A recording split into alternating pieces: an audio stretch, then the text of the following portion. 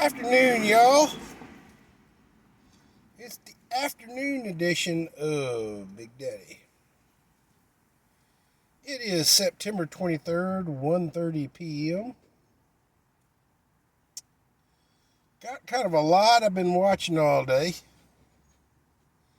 And today's subject is a lot of what we talk about is those who forget history are doomed to repeat it. And we have lots and lots of examples of this particular problem that is being repeated in history. And although some of it is political coercion, some of it is genuine. And what I'm talking about is segregation. Now, got a lot of this thrown around lately. A few months ago, um, Grandmaster Jay made a demand of the state of Texas and the government that he wanted the state of Texas as a colony for black folks. Grandmaster Jay is or was a leader of a black militia style group. And he made some demands online that he wanted the state of Texas. He wanted basically the white man to leave the state of Texas and black people to create their own country there. Well, we see how that turned out. Evidently, Grandmaster Jay, last I heard, is in jail. So there you go.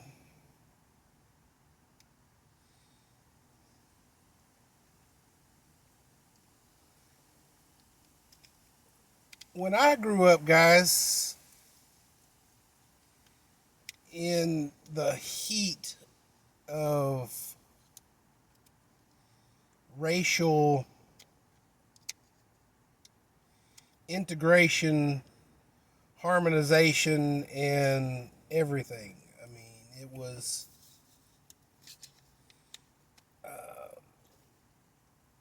Coke was having commercials like to teach the world to sing in perfect harmony and stuff like that. I went to a high school that was predominantly Hispanic and black. Uh, um,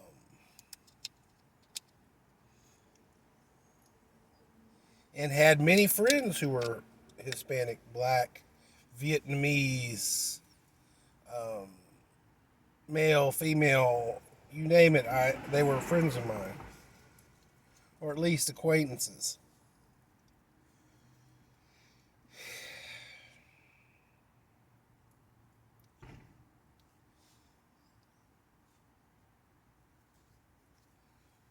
Now, what we're seeing here, and this is a new thing, is viral segregation.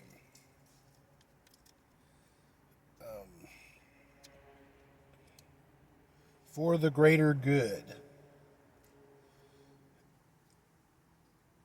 You have mask mandates being thrown down, vaccine passports being thrown down, and things of this nature, guys.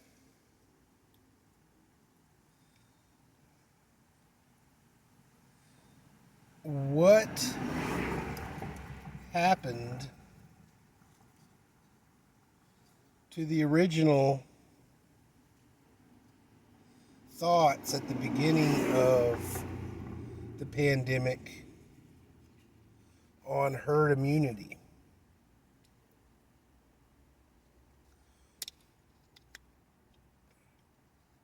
It seems that now that we have this injection,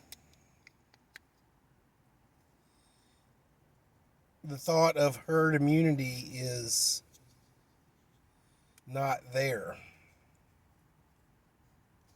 or is a thing of the past.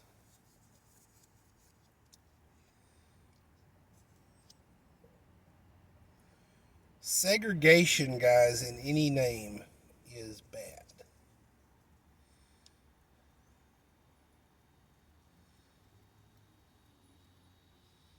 Back in the biblical times, tax assessors and persons like that were shunned by the rest of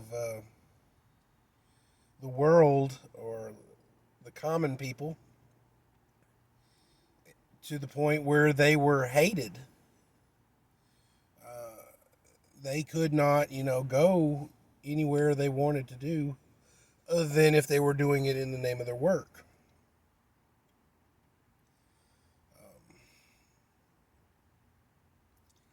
They also had leprosy. Guys, they had leprosy running around in and amongst them. And although they were,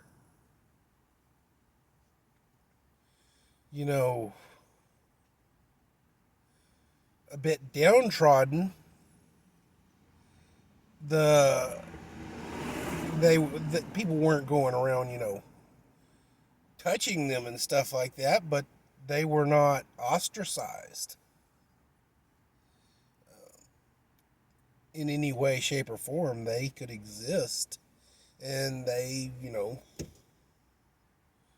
could not work because of their sickness, but they were not ostracized by the world.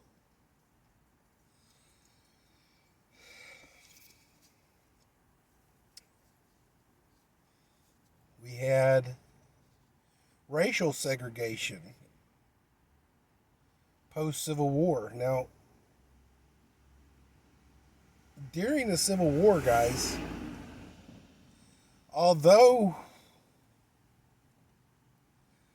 there were slaves, and I'm not going to say there was not abuse of those slaves,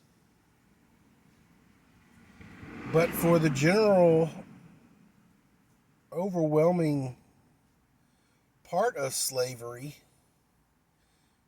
yes, it was hard work and stuff like that, but they were treated fairly. Their kids were allowed to,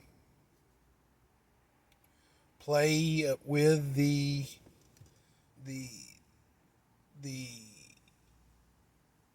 children of the landowners and things of that. I mean, it was not ooh, they were black, don't let your kids touch them kind of a thing. It didn't actually come to that kind of a thing till it was post-slavery Jim Crow laws, to where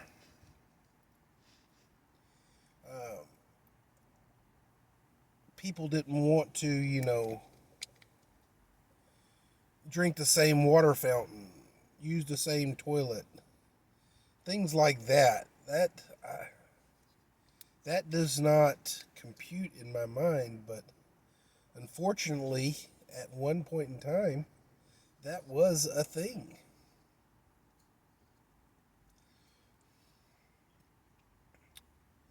And as great a president as most people think Ronald Reagan was, he did some pretty amazing things.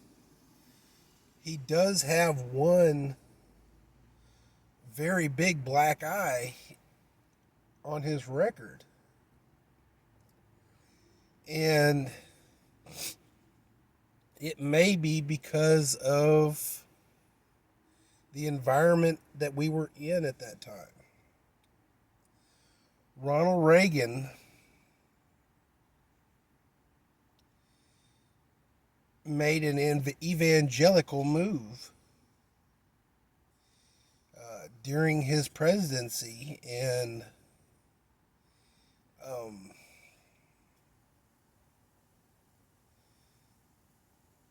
ostracized a subsect of his of the populace for a disease. We can blame or count Ronald Reagan for why or how homosexuality came out of the closet.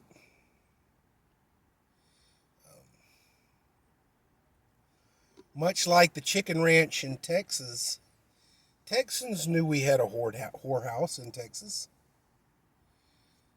That whorehouse functioned like any other business in that area. It gave to charities. It paid its taxes. It paid more than its fair share of taxes, according to what history records. It was a functioning business. But what happened is that business was then put on the 6 o'clock news while families were watching TV, and that could not be tolerated. It was all right as long as it was, whispers. It was all right as long as it was, not in my living room. But it became a bad thing when it was brought to the living room, brought to the kitchen table, as they say. Ronald Reagan ostracized homosexuality because of a virus that was evidently plaguing it, and brought homosexuality out of the shadows and into the light. And what happens whenever you push against something or someone? When you push the pendulum this way, it pushes back. That's what happened, guys. We pushed the homosexual populace and ostracized them and made homosexuality something that was comfortable in the closet. And, it wasn't a big thing, it wasn't a bad thing, and it never was a bad thing. But it was put in front of America on the dinner table. And that's what made it bad. Now, they're pushing back.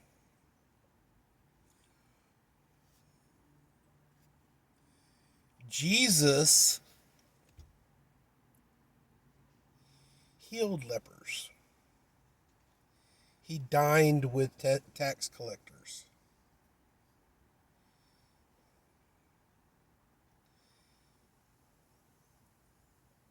Landlords and slave owners generally,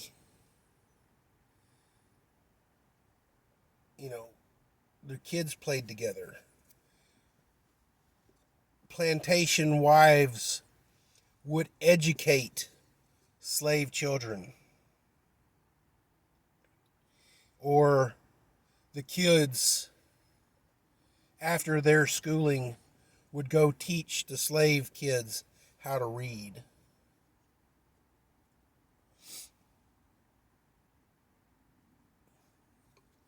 Humanity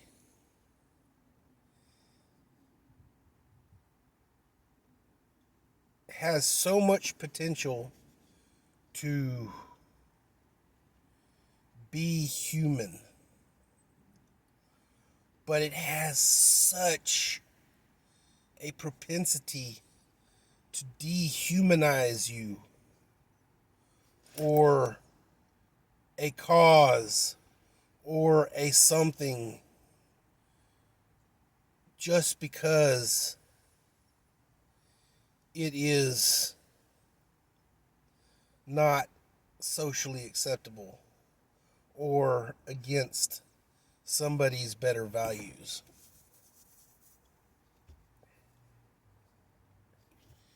In biblical times, nobody liked the tax collector. Jesus ate dinner with them. In the slave days,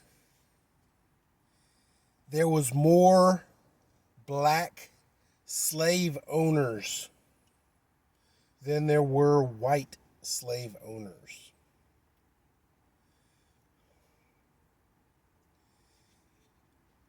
The color of your skin was not what made you a slave. It is where you came from when you were bought overseas and brought over as a slave. There were African Americans in America before slavery happened. They were functioning members of society. Tribal elders, tribal leaders, pirates, warlords from Africa saw a business opportunity, and they took the slaves from Africa and brought them to America to sell.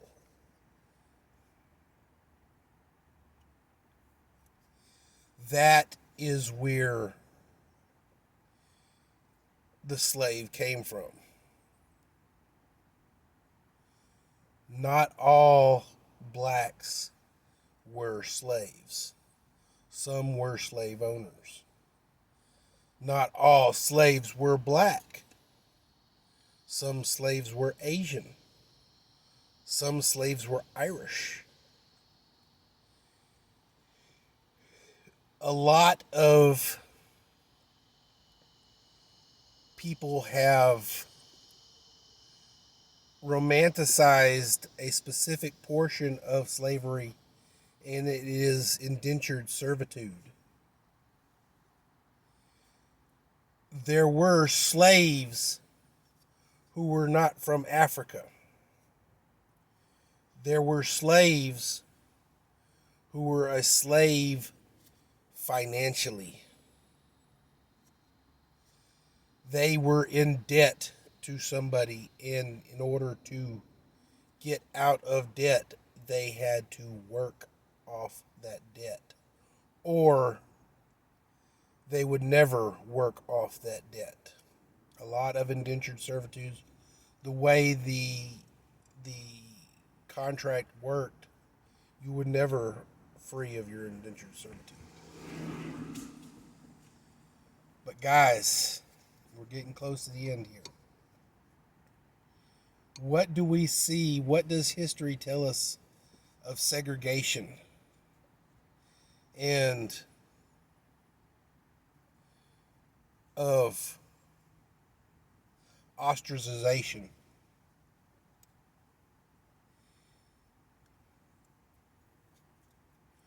We ostracized the tax collectors, but they were human. We ostracized the black slave, but they were human. We ostracized the Irish, but they were human. We ostracized the Asians, but they were human. We ostracized the homosexuals, but they were human, and they are human.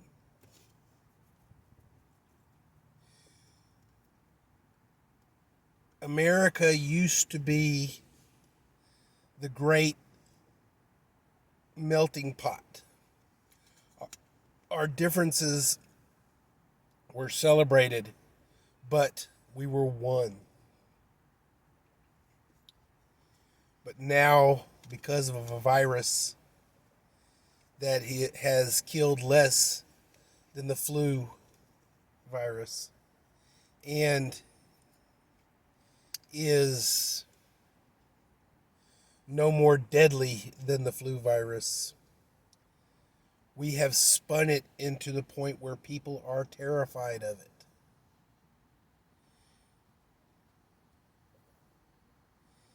And if you are not terrified of it, then you are bad. You are ostracized.